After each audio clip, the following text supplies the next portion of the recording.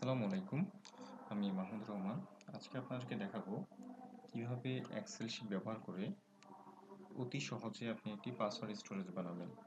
আমরা বিভিন্ন ধরনের ওয়েবসাইটে একাধিক পাসওয়ার্ড দিয়ে বিভিন্ন টাইপসের পাসওয়ার্ড দিয়ে রেজিস্ট্রেশন করে থাকি। তো অনেক সময় দেখা যায় যে আমরা কনফিউজড হয়ে যাই যে কোন ওয়েবসাইটে কী ধরনের পাসওয়ার্ড দিয়েছি বা পাসওয়ার্ডটি ভুলে যাই। তো এক্ষেত্রে আপনি আপনার সকল পাসওয়ার্ড একটি এক্সেল শিটে সেভ করে রাখতে পারেন। আমি আজকে সেটি দেখাচ্ছি কিভাবে আপনি এক্সেল শিট ব্যবহার করে অতি সহজে একটি পাসওয়ার্ড স্টোরেজ বানাবেন। তো চলুন শুরু করা যাক। প্রথমে আপনি একটি এক্সেল শিট ওপেন করবেন। আমি এটির নাম দিলাম পাসওয়ার্ড। খুবই সহজ একটি বিষয়। আমি এক্সেল শিট ওপেন করলাম। আপনি এখানে আপনার নাম দিতে পারেন, বিভিন্ন ক্যাটাগরির নাম। আমি প্রথমে দিলাম অ্যাকাউন্ট নেম, এরপরে ক্যাটাগরি, অর্থাৎ কোন ক্যাটাগরির ইউজার নেমের পাসওয়ার্ড, ফেসবুক, জিমেইল, ইয়াহু বা যে ধরনের পাসওয়ার্ড আপনি সেভ করতে যাচ্ছেন সেটি অ্যাড করবেন এখানে। তারপর হচ্ছে ওয়েবসাইট, যে ওয়েবসাইটের লগ ইন নেম সেই ওয়েবসাইটে লিখবেন। এরপর হচ্ছে ইমেইল, যে ইমেইল দিয়ে রেজিস্ট্রেশন করেছেন। তারপর হচ্ছে ইউজার নেম, এরপর হচ্ছে পাসওয়ার্ড, তারপর মোবাইল নাম্বার। আচ্ছা, আমি এগুলো অ্যাড করলাম। আপনি চাইলে এখানে আপনি আরও অ্যাড করতে চান চাইলে অ্যাড করতে পারেন। সিকিউরিটি কোয়েশ্চেন, সিকিউরিটি আনসার, আপনার ইচ্ছে মতো আপনি অ্যাড করে নিতে পারেন এখানে। আচ্ছা, এটি শো করছে না, আমি একটু বড় করলাম এটি।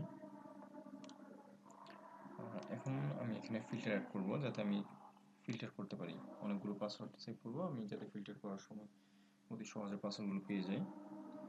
আমি এই রোটি সিলেক্ট করলাম। সিলেক্ট করার পরে শর্ট অ্যান্ড ফিল্টারে গিয়ে ফিল্টার, দেখুন এখানে ড্রপডাউন মেনু চলে এসেছে। অনেকগুলো পাসওয়ার্ড সেভ হয়ে গেলে আপনি এখান থেকে ফিল্টার করে নিতে পারেন। ধরুন আমি এখানে আমার নামটি এড করলাম।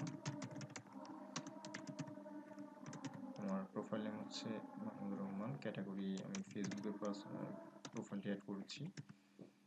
ওয়েবসাইট,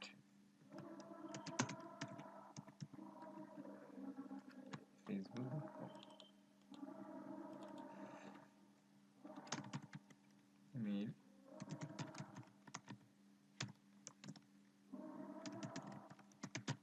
ইউজার নেম, এখানে আপনার যেটি লগ ইন করেন সেই ইউজার নেমটি অ্যাড করবেন। পাসওয়ার্ড,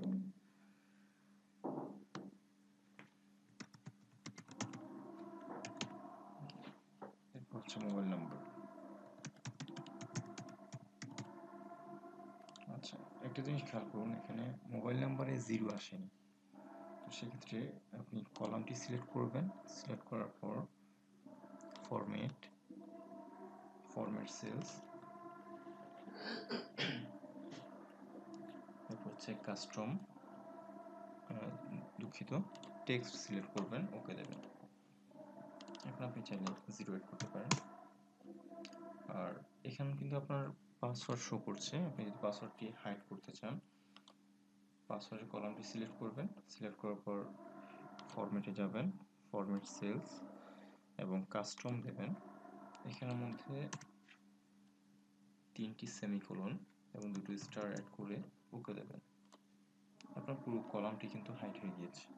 আমি চাচ্ছি শুধু পাসওয়ার্ড লিখেটি শো করবে, এটি জেনারেল দেবেন, হয়ে যাবে।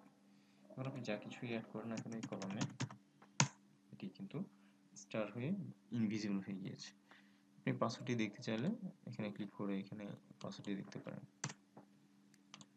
তো এখানে আপনি আরও বিভিন্ন ধরনের পাসওয়ার্ডগুলো এখানে অ্যাড করবেন, অ্যাকাউন্ট নেমগুলো অ্যাড করবেন, ক্যাটাগরি, আমি সাপোজ এখানে আমি জিমেল অ্যাড করলাম, জিমেইল, তারপরে ইয়াহু,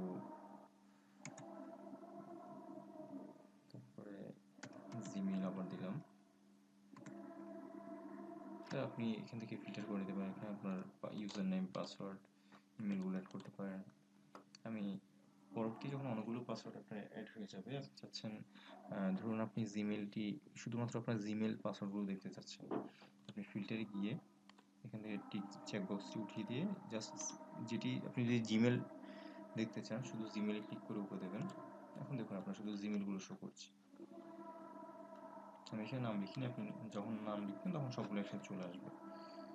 আমি চাচ্ছি যে আমার শুধু সবগুলো শো করছে, আমি চাচ্ছি শুধু ফেসবুকটাই শো করবে।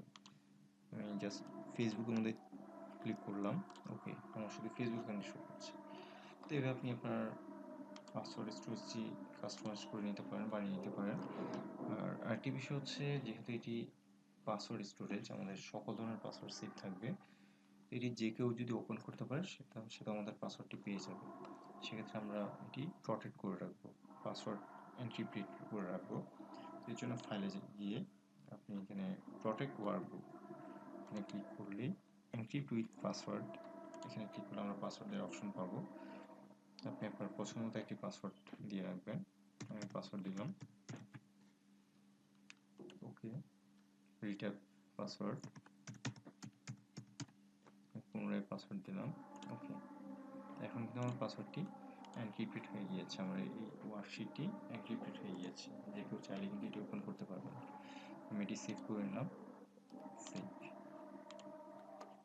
আচ্ছা, এখন দেখুন যে এই পাসওয়ার্ড, এই শিটটি ওপেন করতে গেলে কিন্তু পাসওয়ার্ড চাইবে, পাসওয়ার্ড না দিলে এটি ওপেন হবে না।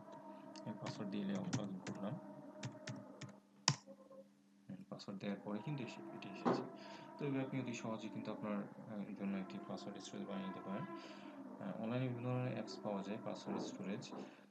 তো সেক্ষেত্রে আমরা কিন্তু সেই অ্যাপসগুলোকে বিশ্বাস করতে পারি না যে তারা আমাদের পাসওয়ার্ডগুলো হ্যাক করবে কিনা, বা আমাদের পাসওয়ার্ডগুলো হয়তো ইমেলের মাধ্যমে ইন্টারনেট কানেকশন পেলেই তারা পাসওয়ার্ডগুলো হ্যাক করে ফেলতে পারে।